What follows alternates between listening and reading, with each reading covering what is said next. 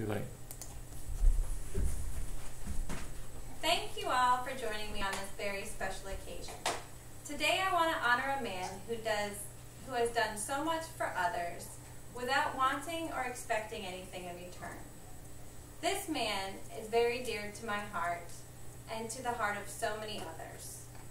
Anyone who knows him would tell you he would give you the shirt off his back. It brings me joy and even greater pride to tell you about this remarkable person, my dad, Chandler Smith. Chandler, it's a unique name, isn't it? Not exactly what you'd have in mind for such a hard-working, humble, blue-collar man. So since he was a child, he's gone by the name of Butch. Butch is a selfless man, and from his teenage years, he knew his calling in life was to help other people, no matter what. In 1967, he willingly joined the Army to fight for his country, knowing that his future could be decided by an enemy bullet thousands of miles from home in the jungles of Vietnam. He was not drafted. He did not flee to Canada or hide to become a Dodge drafter. No, he proudly made the choice to enlist in the Army and was sent to Vietnam.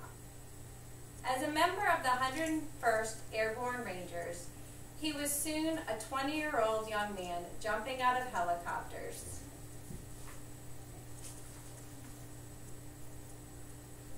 Into the treacherous battlegrounds of Vietnam. Thankfully, my dad was one of the few soldiers to make it out alive at the Battle of Hamburger Hill.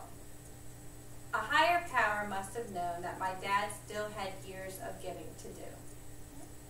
He received 2 Purple Hearts for his acts of bravery during his tour in Vietnam, which ended when he was shot by enemy fire and hit by a grenade, evidence of which is still visible by the scars that mark his body.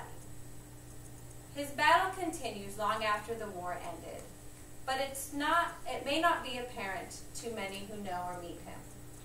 There are no visible scars for the condition he lives with today, but my dad still suffers.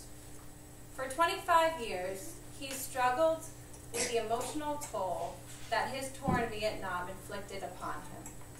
Finally, in 1997, he received the treatment for PTSD he so desperately needed and deserved to begin coping with the years of repressed memories. He continues his treatment today and helps other veterans seek help for their condition. My dad is a man of many talents.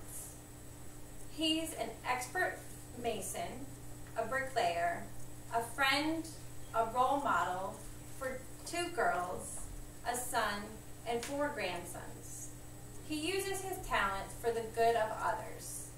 He'd rather help a person in need with his services than become wealthy nickel and diming them. On many occasions, my dad has helped friends, families, and even strangers by bartering with them when they did not have the money to pay him for his services. Recently, there was a family in need of a mason. They needed a new chimney to replace their old, unsafe one so they could safely heat their home in the harsh Colorado Rocky winters. They didn't have the money to pay him for his work, but my dad saw they were in desperate need of a new chimney so they could safely heat their home. Many men and businesses would have turned them away. After all, if they didn't have the money to pay, why should they take the job? But my dad saw this as a chance to help a family in need and agreed to accept a side of beef from the family's ranch instead of money. Now the funny thing is, my mom and dad didn't need the beef. They had plenty of money to buy food. In fact, accepting the beef actually cost them more money because they had to go buy a freezer to store it in. But still, my dad accepted the job because it was the right thing to do. He's a thoughtful and driven by his ability to help others, and ultimately, he's made it his life's work to help as many people as he can, sometimes without regard for his own well-being. The nature of his career has deteriorated his hips, his knees, and his shoulders, but he doesn't complain. The last job he did was just 6 months after having a major surgery on his shoulder. But he wouldn't let the pain stop him from building that family the chimney.